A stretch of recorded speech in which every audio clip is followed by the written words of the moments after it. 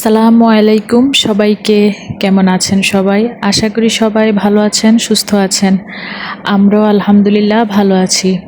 সকাল সকাল যেহেতু একটু ঘুম থেকে উঠতে দেরি হয়ে যায়, তো উঠেই আগে কিন্তু আমার আর কি শাশুড়ির কাপড়গুলো একটু ধুয়ে দিয়েছিলাম। তো অনেক দিন হয়েছে আর কি ওনার কাপড়গুলো আর কি ভালোভাবে ধোয়া হয় না। তো একটু গরম পানি করে তারপর আর কি ধুয়ে দিয়েছিলাম।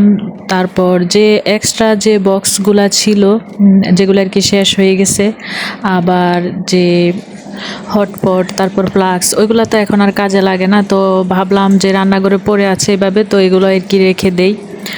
তো যে যেখান থেকে আমার ভিডিওটি দেখছেন, যদি আমার ভিডিওর কোনো অংশ আপনাদের কাছে ভালো লেগে থাকে প্লিজ একটা লাইক দিয়ে দিবেন। আর আমার চ্যানেলে যদি আপনি নতুন হয়ে থাকেন সাবস্ক্রাইব করে আমার পাশেই থেকে যেতে পারেন। এদিক দিয়ে ভাবলাম যে ফ্রিজের জিনিসগুলা ভিজিয়ে তারপর আর কি গোসলে যাব, আর কিছু কাজ আছে সেগুলো আর কি করে তারপর আর কি গোসলে যাব। তো এখানে আজকে রান্না করব মাগুর মাছ আর গরুর মাংস রান্না করব, সেগুলাই আর কি ভিজিয়ে রাখলাম। আর অনেক আপুদেরকেই দেখি যে এইভাবে আর কি আদা রসুন ফ্রিজে রাখে। তো আমি একটু আর কি ট্রাই করলাম, দেখি যে আসলে সুবিধাটা কেমন। তো যেহেতু আমার আগের আদা রসুনগুলো শেষ হয়ে গিয়েছিল, তো এগুলো ব্লেন্ডার করা ছিল বড় একটা বক্সে, তো ওইগুলো আর কি নামিয়ে রেখেছিলাম। তারপর এইভাবে রাখলাম।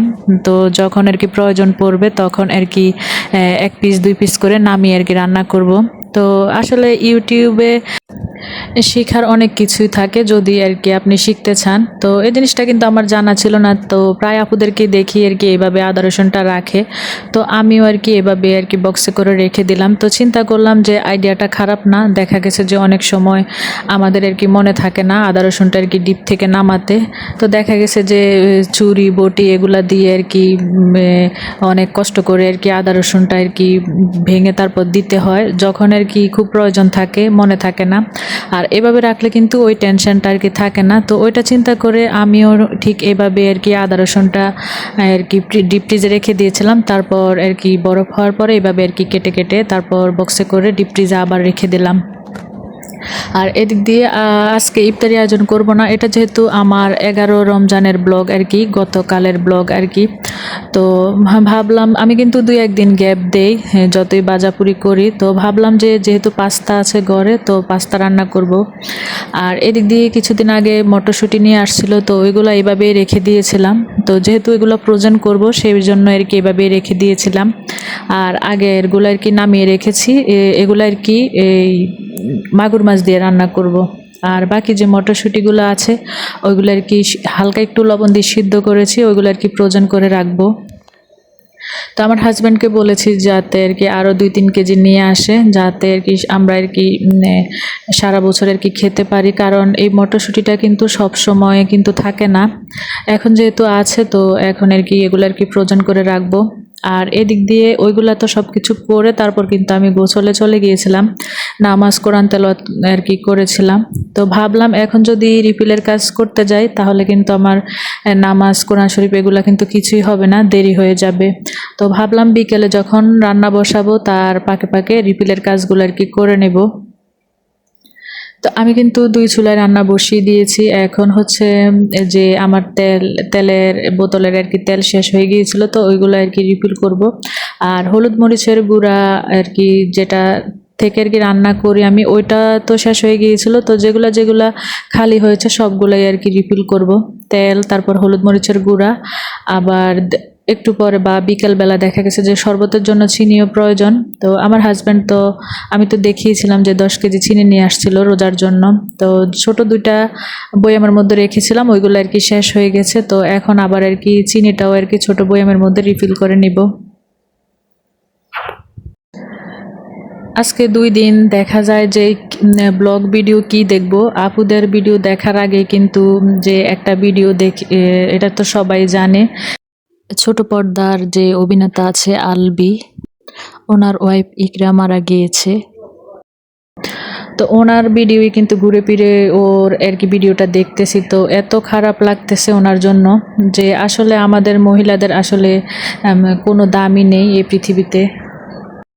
যে ঠকেছে একমাত্র সেই জানে আসলে যে সেটা কেমন লাগে, যে উনি যে কোন অবস্থায় যে উনি সিদ্ধান্ত নিয়েছে উনি জানে। এখন আমরা তো এক একজন এক এক কথা বলতেছি। যাই হোক, ওনার জন্য অনেক অনেক দোয়া রইল, আল্লাহ যাতে ওনাকে জান্নাতবাসী করে। কিন্তু ছেলেটার জন্য আর কি বেশি খারাপ লাগতেছে, এটা ওনার আসলে উচিত হয় নাই। উনি ইচ্ছা করলে চলে যেতে পারতো ওনার জীবন থেকে, ছেলেকে নিয়ে বাঁচতে পারতো। যাই হোক, আসলে যার যে অবস্থা উনি বুঝে যে কেমন কোন পরিস্থিতিতে উনি এই কাজটা করেছে।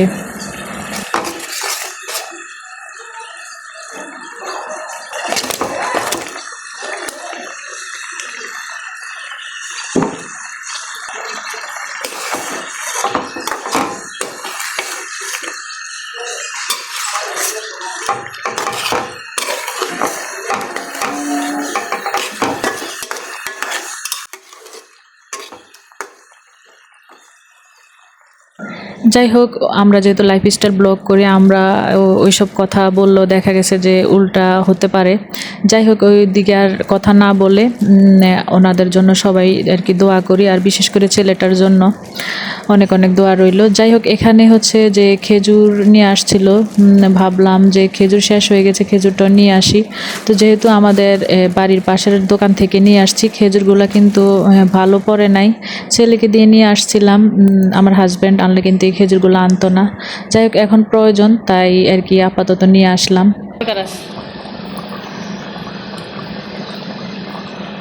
অফ ক্যামেরায় কিন্তু ইফতারির জন্য ফল ফ্রুটও কেটে নিয়েছি।